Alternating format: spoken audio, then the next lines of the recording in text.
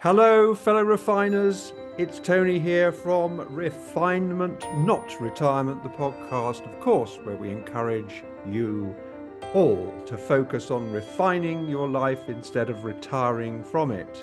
And Christine is back with me today. The last episode that I did was solo because I've been trying to get her on here and she's so busy.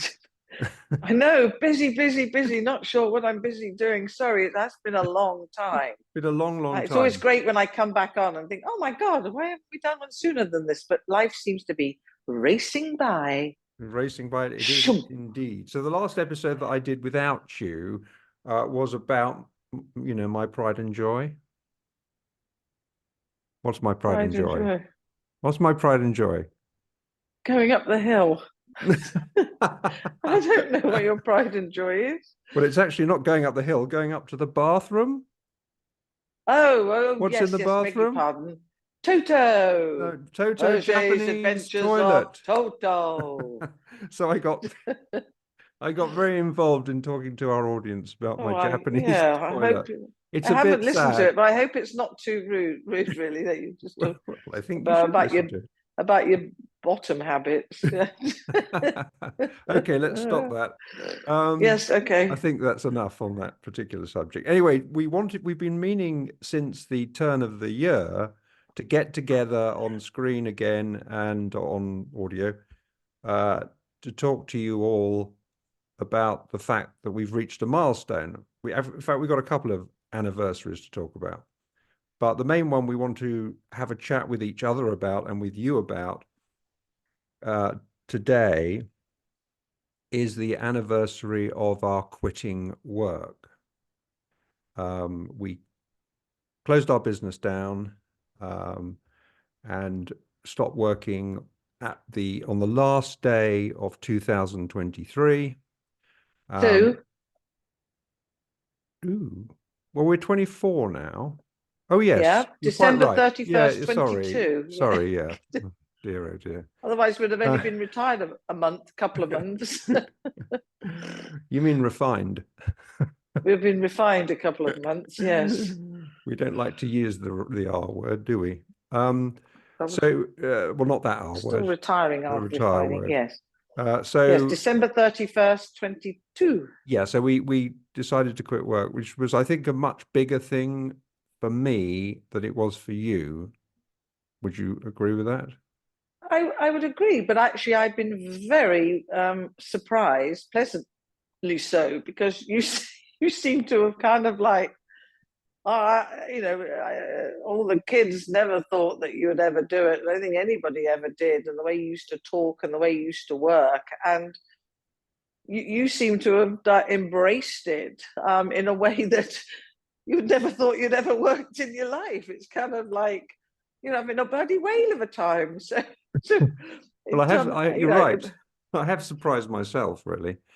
yes. I How mean, at I the how it beginning, I think you quietly, yes, I think you quietly at the beginning, wasn't letting you weren't letting on to me too much about your sort of inner feelings. I was going more on observing you as a as a person, not doing the daily jobs, work, whatever you were doing, what we were doing. So yeah, I think, and I'm just going to pop this up for the first time, and I would question: do you think it's got something to do where we now live? I think I it's wonder got if a it had been lot the to do. same.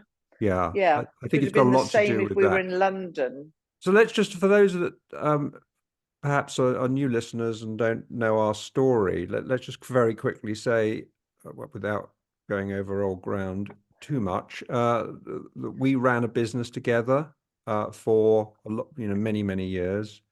That business was a VIP international relocation firm. Uh, when we tell people that, very often they say, "Well, what's that?"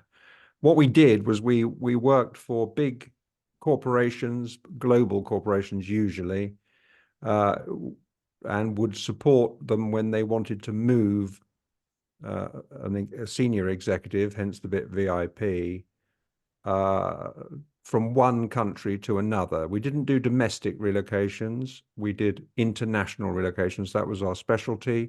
And our particular niche was the very most senior people, the VIPs. And we would support the company and the people that they were moving in terms of the logistics of finding rental homes, because all these employers want their executives to remain mobile so that they can move them to New York, London, Singapore, Tokyo, wherever it is. They want them to be able to Europe. move. Yeah, they want them to be able to move around. And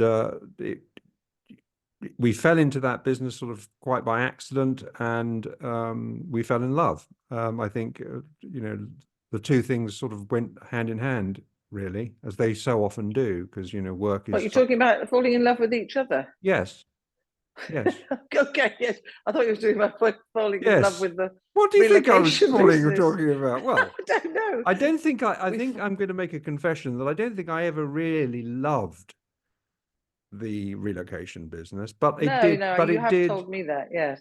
it did. I mean,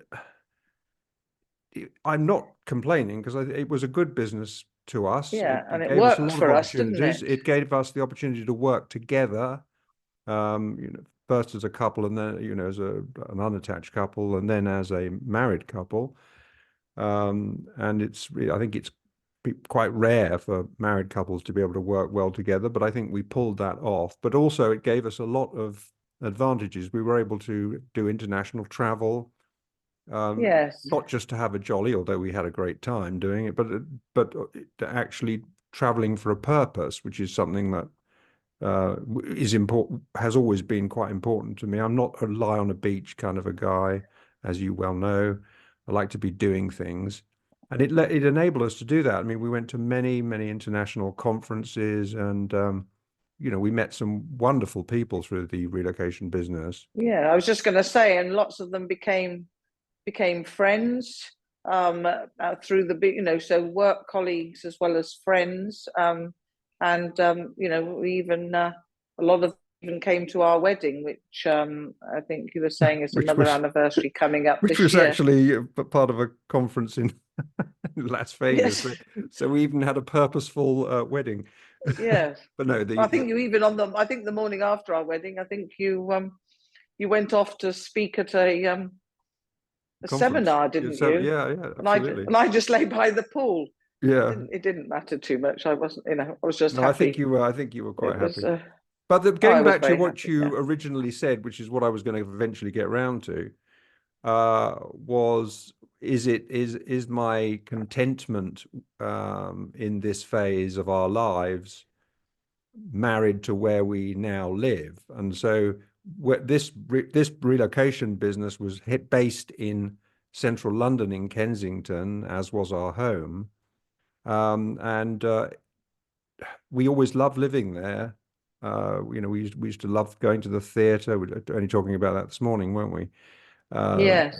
We just love going to the And it was theatre. convenient for us. So convenient. We could walk to the West End from Kensington, which we did on nice, when the weather was nice. And it was a great life. But I think we always had in the back of our minds that we would one day want to change and to move out to the country.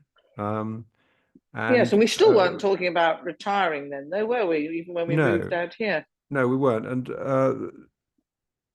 we although we talked about it, we always said to ourselves, well, or you particularly said, we'd never get back into London if it didn't work out for us once we've sold up in London and moved out. We'd never be able to get back because of the way that property values are. And I think that was what you were saying was correct. Yeah. And I But think it that freaked me held us out because back. that obviously meant, yeah, but that obviously meant that I wasn't ready to go then, do you think? I I mean, I think it think meant that we both weren't ready to go. no, we weren't because I that, think when you would talk about it, I think, oh God, I'm not ready yet. I'm not ready yet. yeah, I think we both were of the same mind. But then, of course, there was the momentous milestone of COVID hitting, and then everything that we loved about London was suddenly taken away, and it made us Yeah. really reassess everything, didn't it? So We Yeah, ended and up, it was a very positive result for us. I know it was terribly sad for lots and lots of people, and it didn't result in a lot of happiness for a lot of people, but it did for us, didn't it? well, it's been It had amazing, hasn't it? It's been a absolutely positive amazing. We found this place yes. quite by accident. We live in a beautiful village, for those of you who don't know, called Elmley Castle, which is the northwest tip of the Cotswolds in Worcestershire, sort of between Cheltenham and Worcester, I suppose. Not far from Stratford upon Avon. That's where, and it's just beautiful around here. And we were very fortunate. We found exactly the sort of house we were looking for, and it really has worked out. So I do think, and now in you're right that where we live is a huge factor in my being contented. But how do I really feel? What I wanted to talk about was a little bit, because I think I mean, I don't think it has been as an enormous change, as I said, for you, as it has for me, and it has been an enormous change. And how do I feel 1 year on? Well, one of the things I found, well, first of all, as I was talking to other people who had already stopped work, some of them for some years, a few of them worried me because they said, Tony, you've got to be careful. I heard that a few times. You've got to be careful. Yes, I did that. Yeah. And what they were saying to me was, you can really, you can have it can be depressing. I mean, suddenly you lose your sense of purpose, your sense of identity, because my identity was so wrapped up in that business. That that what they were saying to me did resonate with me. How am I really going to feel about this? But we'd reached a point really where I just felt, for all kinds of reasons, that this was the time to make the break. And as you rightly say, a lot of that was to do with where we're now living. But how did I actually, now that we're a year on, as I look back, well, one of the things that was really quite difficult for me to adjust to was getting out of the money making habit. Yes. And because I, I've always sort of felt, You were brought up a to little make bit. money to Well, provide, weren't it's a you? little bit like going back to COVID. Do you remember when there was talk of toilet rolls being sold out, and people Yes. just flocked and bought, Masks and ridiculous. And I'm talking particularly yes. about the toilet rolls Oh, because right. people Okay. just they were completely irrational. They just went out and bought up all the Yes. toilet Yeah. rolls on this, and that's sort of a little bit similar to the way my mind has been. It was so imbued in me that you don't ever want to run out of cash. And I mean, that still is very much part of what goes on in my skull. Is you're very well aware of this, that I don't want to be in a position where I don't feel financially okay, and so I've always approached business that, are we actually going to come out of this with a gain? And if we're not, then I'm not doing the job. And suddenly that part of me was completely taken away, in the sense that we are now on a tank of fuel, right? We are on our last tank of Yes. fuel. And we've been fortunate, and we're in a comfortable position. But the thing is, you never know what's going to happen in life, do you? What you're going to be hit by financially. I'm talking about, obviously, health is another huge thing, but those two things can go together as well. You have a health problem, you need to spend money on it, particularly now with the NHS being the way it is. So you never know. So that I've always sort of felt I have to, keep putting money into the savings pot to try and guard against, danger, financial danger. And so, Yes. Can I just snip in there and just a quick comment? I put something on. I saw a little quip or whatever you call it. I mean, a lot of people do it on Facebook. It was a very small one, and I don't believe in putting all these things on, but it was a quick one that I thought, yeah, that's very true. It basically said, we know how much money we have, but we don't know how much time we have. Yep.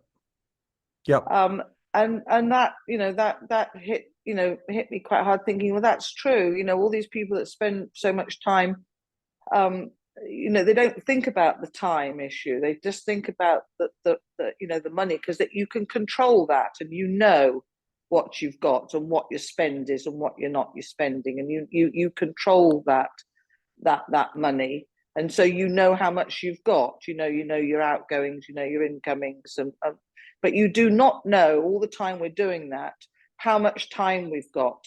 And I think that gets lost in a lot of people's minds, because they're so busy either earning money or trying to earn money or making money, and especially when you're a provider and it's instilled in you from, it wasn't for me, as I was never really a money maker, not a particular, the way I worked was just, enough to survive and live and Well, when I was worried be about okay. money, But sorry to interrupt, but when I was worried about money in the times when we were running the business, and we used to sit together and have lunch or dinner, and I would be worried about something, whether we were going to get another few jobs or whatever. And you would always say to me, look, relax, as far as I'm concerned, I don't mind if I live in a caravan. And that always made me relax to a certain, I was always, when you talked in yes, those terms, I always felt comforted actually by that. And fortunately my worry always seemed to be, worrying about something that was never going to happen, which it turned out those things didn't happen, and we always got more work, and we did, pretty well, really. yes. And I don't think there's anything wrong with that. I think it doesn't change in our mind, the way we are and the way we're brought up is not necessarily going to change. But I think what does change is when somebody, gets ill, and then suddenly the worry of earning money, or where's the money going to come from, or have I got enough money to survive, suddenly gets put on the back shelf, because suddenly there's something else to worry about. And then suddenly which of course dwarfs the money thing. I mean, exactly, if you get suddenly now if you get I'm, a bad diagnosis, I mean, that's yes, I've, horrific. Yeah. and that, and of course it's very hard to explain that to young people, because they think they've got forever, like we used to think. because yes, exactly. And and we're sort of 3/4 of our way, probably more than 3/4 of the way through our life, and I don't mean it in a morbid way, but youngsters seem to think, or that even we, that we've got forever and that we're always going to be around. And so it's the time of your life when you've got your different stages, haven't you? Well, we talked a lot about this recently, but when done our budgeting and so on. But what you want to guard against is having too much life at the end of the money. Yes. I can put it that way. Or that could be the other way around. Too much money at the end of your life. Well, yes, that's getting that balance, isn't but it? I'm sure our children will be happy with that. That's not a nice thing to say. Well, I don't know. Well, I mean, I know this is. Let me just throw this in. This is just a really silly thing. Like, I just suddenly something popped up on my Facebook when I was looking at my iPad in bed this morning with my cup of tea, which you kindly bring me every day, which is a delight. And suddenly something popped up on the screen, a velvet tunic top. And as you know, I hardly ever buy myself anything, and I never just think about going out and buying myself anything. And it pops up, and I think, oh, that's quite nice. And then I start to think, oh, it's been reduced from £75 to £40. And then I'm thinking, oh, do I really need it? And I'm thinking, no. And I just bought it. And I thought, how nice is that? Just to, why not? Yeah. Why not buy myself a tunic top? Exactly. It's daft, isn't it? Exactly. But sorry, I keep crashing not in at all. on That's what it's a discussion. I mean, it's not a linear thing. Thought process. It isn't particularly. None of our episodes are planned very meticulously. It's a conversation, so feel free to say whatever you want whenever you want. But has this thing, has it changed me? So that was the thing, getting out of the money making habit, because I started, we would go, and for instance, you and I are both vegans, as our audience I'm sure know. Uh, we went to I remember going to a vegan festival in Cheltenham, and and Yes. seeing all these vegan stands, and all I could think about was all I was doing was seeing opportunities to make money. And I was thinking, Oh, right. wow, it'd be great to put on these events, then we could charge people for, charge these vegan Oh, were retailers. you? So you might, And yeah, but in my that's mind been a was, but process, hasn't it? that's one example. I've had so many of these things, and I've had to stop myself. I'd even start, preparing marketing materials, and I'd have Oh, to yes. stop myself and say, look, you, you know, don't be doing your life isn't all about just making money. You've got to get out of Yes. that habit. And I can now say I am out of that habit. I don't think there's Yes. anything that would nothing would So that's encourage really me. 1 year on, isn't it? One Yeah, I year mean, on. I can't imagine anything. And then I had I had a thought about becoming a magistrate. And I just went down that particular rabbit hole, because Oh, yes, it that isn't a money making thing, because you wasn't. have to No. do that. You just get your expenses. Um, and then I thought, going into those miserable courts, and I thought, no, I definitely don't want to do that. But it has not having to keep rushing to my phone or my laptop, and looking at emails all the time, because that was my life, wasn't it? I mean, I was always Well, yeah, every holiday, we never monitoring. went on holiday without working, No, I mean, ever. that is, I mean, that has really been a pleasurable thing, not having to keep worrying about looking at your devices, and then of course something would come in to do with work, and then I'd be totally focused on that, and you'd be And down, then half the day of the holiday would yeah, you'd come be gone out by. Yeah. on the beach or wherever you were, and I was in the room, wasn't I? And Yes. but now, we can go away and we can read books together, and I like reading out loud to you, and we do that, or we go for long walks, don't we?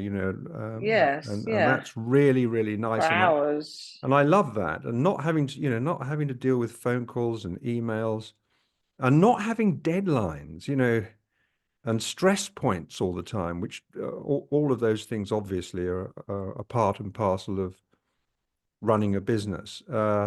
It feels to me as if we're busier than ever Yeah, with but stuff not. going on, and that's another thing that people have said. Oh, I don't know how I had time to work, and we've even said that too. But Yeah. it's a work we do, when I call it what we're doing, even though it's kind of type of work, whether it's housework or ironing or cooking or whatever we're doing, playing people. It's doing what we want to do. It's our choice to do what we do now. Yes. Literally our choice. And just popping back to that comment that you made at the beginning about how people sort of said to you, you'll be careful, Tony, because you're it can be quite dangerous. You think you're going to enjoy retirement, but I mean, I'm not saying this on everybody, but I think that a lot of people have not who feel like that were not their own bosses. They're people that probably, perhaps a lot of them, I'm not saying all of them, a lot of them perhaps didn't want to give up work. People were sort of pushed into early retirement because of businesses failing or going wrong, or need bringing in young new blood, and for whatever reason. And I think because we were our own bosses, and you were making the decision, we were making the decision to call it a day, because that's what we wanted to do. We weren't told by I think anybody, that's a really good by point. the Yeah. government or Yeah. the state. You're at retirement age. That's it. You're Mm. bye bye. Here's your Yeah, we don't want. I here's your wouldn't want it to be told we don't want you anymore. No, no, So and that so I think you're that right. takes a You're lot of yeah, adjusting for yeah. I'm people. I sure mean, that some yeah. That's yes, a really, really, really good point. yeah, We didn't have bosses, but we had clients. And yes, yeah, they could be right. I don't miss them, any of them, with no, nor me. really, because of course I'm not talking about people here. I'm talking about huge corporations with their bloody silly Yes, rules and and their annoying habits of having to be reminded 50 times about it, everything, and and not chasing for payments, and yeah, particularly payments. you know, That and was something I don't miss that at all.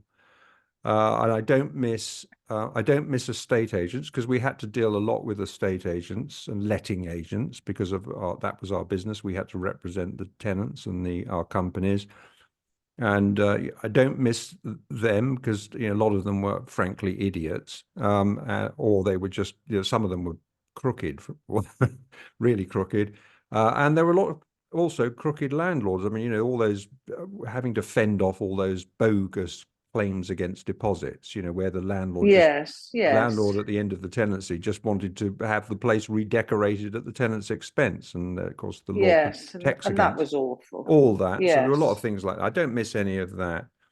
But I'm, I am very happy uh, and content now not to be not having to work anymore. So that's a great thing. I mentioned a couple of anniversaries. The other anniversary is that we've just gone beyond the 1 year mark of doing this podcast.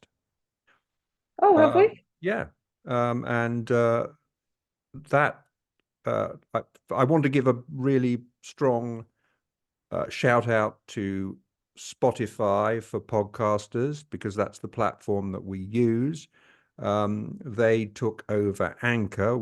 As you know, I've done a couple of podcasts before this one with one of my daughters, Tony Amanda, called Re-educating Dad.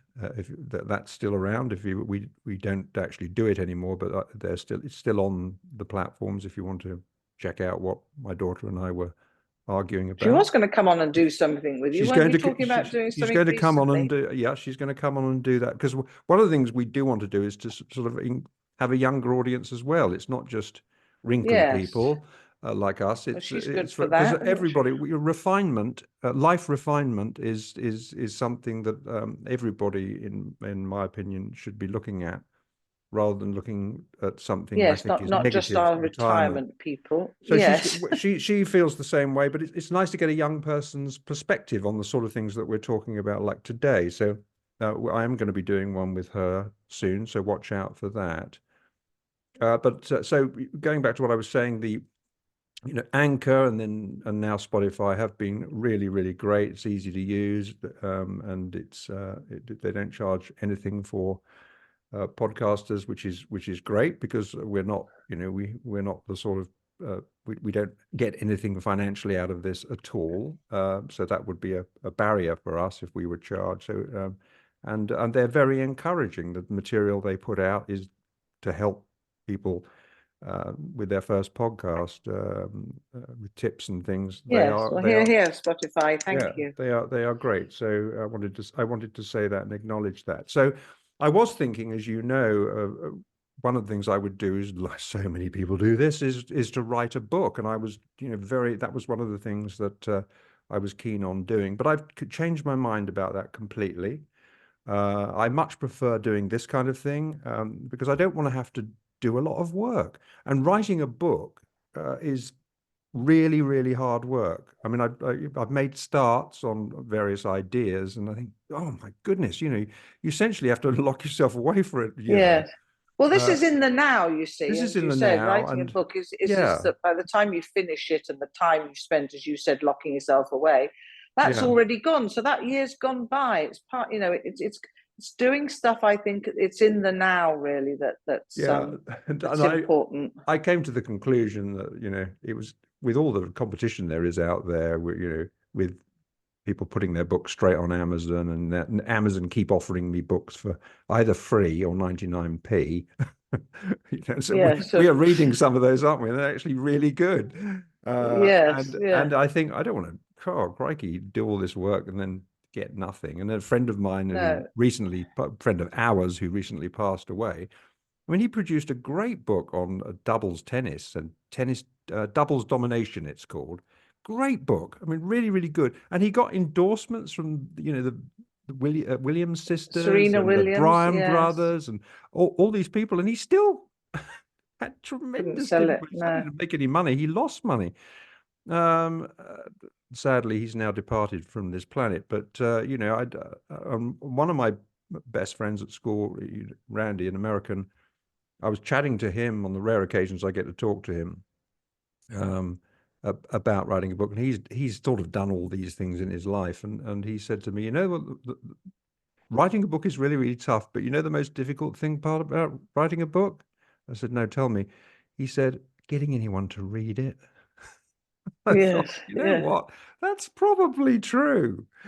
So I don't want to spend all the, hours and hours and hours, days, weeks, months writing something for it not to be of any interest to anybody, and that would be no, depressing in itself. But doing this and just coming on, and you get reaction, you can see immediately if people are engaged in it, and people say nice things about our episodes, and that's nice. And it isn't a ton of work. So this has no. been And I great. think yes, but I also think that I mean you're a journaler and you've been doing that for a few years, but um journaling. But what you're doing is you're really doing it for yourself and for me because the you're getting the pleasure is is what makes you enjoy what you do by journaling because it helps us because we'll suddenly say, oh, God, we'll What were remember we doing something. a year ago? What were Or we yeah, doing a year ago today? And it's really fun to go back and look it up and say, and wow,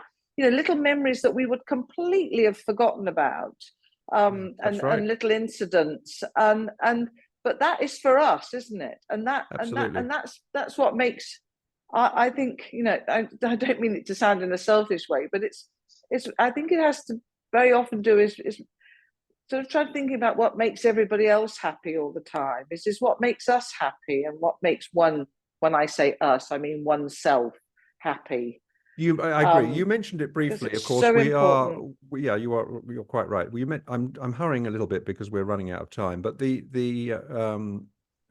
thing that you mentioned briefly was pickleball, and of course, it's been in the media a lot. So I don't need to say probably what it is to most people. If you don't know what it is, then And it you're was in the government yesterday, apparently. It yeah, was in the in House of Commons, Parliament. wasn't it? Yeah, Or yeah, I think Parliament. something about it. But Pickleball England is the website to go to if you don't know what the heck we're talking about here. But it's a sport we love. It keeps us moving, running around. It keeps it gives us some cardio, gives us flexibility and mobility, and it's a fantastically fun sport.